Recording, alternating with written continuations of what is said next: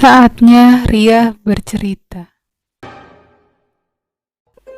Gelas yang berisikan teh itu diteguknya sampai habis tak bersisa. Perasaan kesal memang menguras tenaga. Bagaimana tidak? Ia mendapat kabar kalau ia dibilang cewek panggilan, cewek gak tahu malu. Entah apa lagi sapaan bagi dirinya. Ada saja yang bilang seperti itu. Berulang kali ia membantah dan berusaha membuktikan semua omongan aneh tentangnya. Tapi berulang kali juga tuduhan-tuduhan aneh datang padanya. Yes, kamu masih kerja di tempat teman kamu itu ya? Tanya Yoga kakak Tias. Iya kak, jawab Tias singkat. Tapi kan kamu harus pulang tengah malam. Dan sering juga kamu pulang pagi buta. Kak, jangan mulai lagi deh. Aku udah bilang, aku suka kerjaan aku. Lagian dengan itu, aku gak selalu ngerepotin kakak soal uang kan? Bahkan Uci dan Ica sering aku belikan mainan. Tutur Tias. Iya, tapi Yas, kalau ini tentang omongan orang di luar sana, tutup aja telinga kakak. Ucap Tias kemudian langsung pergi ke kamarnya. Yoga hanya menghela nafas pelan. Pagi ini, Yoga sudah siap dengan jualannya. Tak lama kemudian para pembeli berdatangan. Dengan cekatan dan senyum ramah, Yoga melayani setiap pesanan. Bang Yoga jualan sendiri aja? Tanya seseorang. Iya bu, istri saya lagi ngantar anak ke sekolah. Jawabnya di sela-sela melayani pembeli yang lain. Nggak dibantuin sama adiknya bang? Tanya orang itu lagi. Dia lagi istirahat. Jawab Yoga sekenanya. Oh, pulang pagi terus ya? Hati-hati tuh bang. Kalau sampai terjerumus ke arah yang... Belum sempat ia meneruskan kalimatnya, Tias muncul di depan pintu. Arah apa Bu Ati? Ibu mau beli bubur atau cuma ngajak ngobrol kakak saya? Hah? Terus ngomongin saya di depan semua orang? Tias terus melangkah mendekati Bu Ati. Yoga spontan mencegat langkah Tias dan mendorongnya kembali ke dalam rumah. Di dalam rumah, Yoga memegangi lengan adiknya itu yang hendak keluar. Yes, udah Yas, jangan bikin keributan. Di luar lagi ramai pembeli.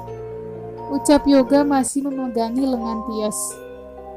Kak, siapa yang cari ribut? Jelas-jelas ibu gak jelas itu. Cukup Yas, kamu masuk ke kamar kamu. Ujar Yoga.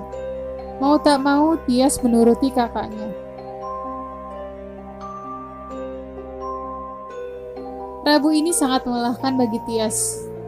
Ia harus menyelesaikan banyak desain sekaligus. Matanya sudah lelah, tapi masih ada beberapa lagi yang harus ia buat. Yes, stop aja dulu, gak apa-apa. Aku aja yang buat, ucap Mona. Hah? Beneran nih? Yakin kamu yang buat? Iya. Udah, pulang aja. Bareng sama si Lulu tuh. Mona menunjuk Lulu yang sudah siap dengan jaket dan motor besarnya. Lulu pun mengangguk seraya mengajak Tias untuk pulang bersamanya. Tepat di depan rumahnya, Tias turun dari motor Lulu dan tanpa sepengetahuannya, sepasang mata mengintip dari seberang rumahnya. Pagi-pagi sekali, tukang sayur menyusuri rumah-rumah, tak terkecuali rumah Tias. Mendengar suara teriakan tukang sayur itu, Tias bergegas menghampirinya. Sudah lama ia tak makan makanan kesukaannya, rujak. Bang, ada mangga muda? Suara Tias membuat ibu-ibu melirik padanya. Oh, ada Neng. Nih, tinggal sebungkus. Tukang sayur itu segera memberikan buah itu dan Tias langsung membayarnya. Tapi ada sedikit yang mengganjal di hati Tias, yaitu cara melihat ibu-ibu itu. Apa yang salah? Aku kan bayar. Aku juga tidak ngutang, pikir Tias. Kenapa, Bu? Tanya Tias pada salah satu ibu-ibu di sana. Ibu-ibu itu hanya menggeleng. Merasa tidak terjadi apa-apa, Tias kemudian berjalan menuju rumahnya. Jam dinding menunjukkan pukul 9 pagi. Rujak yang dibuatnya segera ia makan. Asam, pedas, memang kesukaannya sejak dulu. Irma, kakak iparnya, duduk menghadap Tias dan menggenggam telapak tangan Tias. Tias pun sontak keheranan dengan sikap Irma. Yas, bisa cerita semuanya ke kakak. Cerita apa, Kak Irma? Tias tidak mengerti arah pembicaraan. Tangan Irma menyentuh arah perut Tias. Apa benar kamu hamil? Tanya Irma dengan raut sangat serius. Kak, please. Jangan aneh-aneh deh. Semalam, kamu pulang jam 3 pagi kan? Kamu diantar cowok kan? Dan sekarang kamu makan asam-asam gini, serga Irma. Akhirnya Tias tahu kemana arahnya ini. Lagi-lagi omongan gak jelas tentang dirinya. Tias menghembuskan nafas kasar. Buati kan? Orang itu lagi kan yang nyebar gosip tentang aku. Kak, aku memang pulang pagi. Aku itu kerja, Kak. Aku desain logo, baju, serta web. Aku juga masih pakai laptop Mona. Laptop aku kan aku gadai. Belum sempet aku tebus. Dan lagi, aku semalam diantar Lulu. Mungkin karena dia naik motor ninja terus pakai jaket, dikira cowok kali. Oh iya, dan ini, dari dulu aku memang suka rujak mangga. Jelas Tias. Tapi tetangga pada bilang kamu itu... Kak, percaya aku, Kak. Jangan percaya tetangga gak jelas itu, ujar Tias sebal. Di kamarnya, Tias memandang langit-langit kamarnya. Otaknya berpikir keras. Bagaimana ia bisa punya tetangga seperti itu? Bahkan sampai banyak omongan jelek tentang dirinya. Ia harus membungkam mulut ember itu. Tante, belikan kostum dong. Suara Uci, keponakan Tias, masuk ke kamarnya itu. Kostum? Untuk apa? Ada acara festival. Pengen pakai kostum gitu, terang Uci. Tante, Ica juga ya. Oke, untuk 2 keponakan tante akan beliin. Hore! Hari Minggu ini, jalanan sungguh ramai dikerumuni orang-orang. Bukan tanpa alasan, melainkan festival ini melibatkan semua kalangan usia. Tak terkecuali kedua keponakan Tias yang sudah siap meramaikan festival ini. Dengan kostum bunga yang lucu, dengan wajah mungilnya. Memang di tempat tinggal Tias setiap bulan November selalu mengadakan pesta rakyat. Yoga dan Irma sudah mengajaknya, namun Tias memilih diam di kamarnya. Rasa lelah mencegatnya untuk bergabung di luar sana. Lagi pula ada 2 hari yang dapat digunakan olehnya untuk tidur seharian. Ia memejamkan matanya, namun suara musik di luar sana membuatnya sulit untuk mengistirahatkan tubuhnya. Dilihatnya melalui kaca jendela. Ia tersenyum melihat kemeriahan suasana festival itu.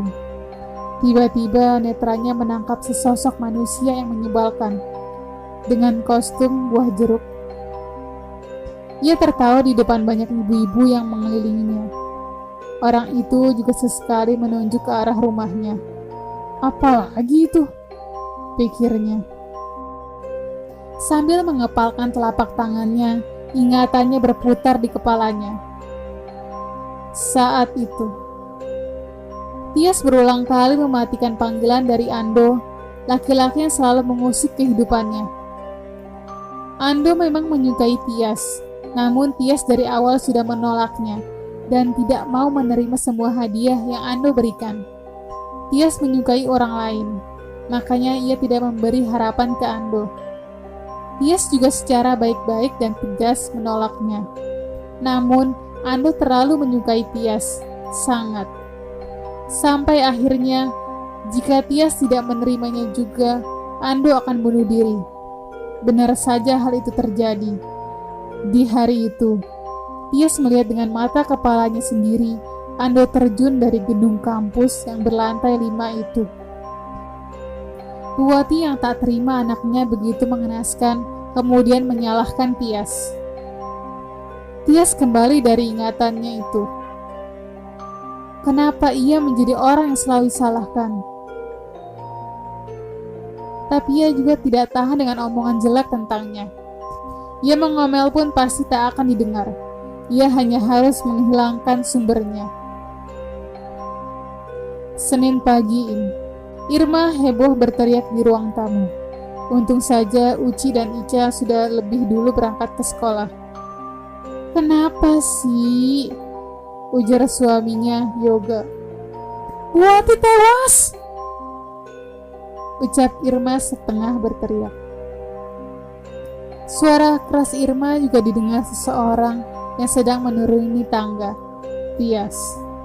Ia tersenyum simpul. Padahal ia ingin keluar rumah untuk memastikan sesuatu. Namun suara barusan membuatnya untuk kembali ke kamar. Di kamar, ia menatap jendela. Banyak orang yang mengerumun di seberang rumah. Siapa lagi kalau bukan Buati yang tewas itu? Festival kemarin memang menjadi hari terakhir Tias melihat orang yang menyebalkan itu. Kemarin, Tias memakai kostum serba hitam hingga tak ada seorang pun mengenalinya. Dengan membawa beberapa gelas air sirup, ia menawarkan minuman gratis pada ibu-ibu yang ada di festival itu. Dan ada satu minuman spesial yang sengaja ia buat dan ia tawarkan kepada orang yang berkostum jeruk. Silakan minum bu, ini gratis.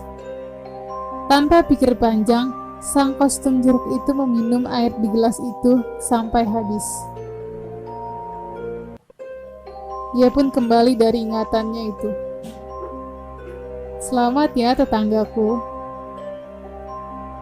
Minuman itu akan membuat kamu bergabung bersama anakmu itu. Terima kasih yang sudah mendengar Ria Bercerita Podcast Horor. Silakan like, comment, and subscribe channel ini agar selalu bisa mendengar podcast horor lainnya. Terima kasih.